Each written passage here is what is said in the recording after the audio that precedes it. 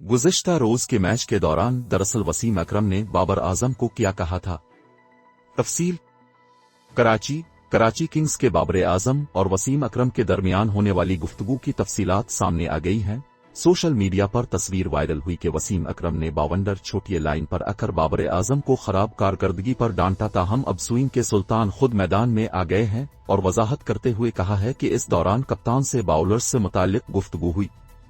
तफसीलात के मुताबिक वसीम अकरम का कहना था कि बाबर आजम ने कहा कि हमारे बाउलर्स यार्कर्स बिल्कुल नहीं करा सकते, बाउलरों के अलावा कोई बात इस वक्त नहीं हुई क्योंकि बाउलर्स को टारगेट का दिफा करना चाहिए था। याद रहे कि गुज़िश्ता रोज कराची किंग्स और मुल्तान सुल्तान्स के दरमियान खेले गए मैच के आखिरी लम्हात में सदर कराची किंग्स वसीम अकरम को बाउंड्री लाइन पर पहुंचकर बाबर आजम से बात करते हुए देखा गया था। इस लम्हे की वीडियो सोशल मीडिया पर आई और देखते ही देखते वायरल हो गई।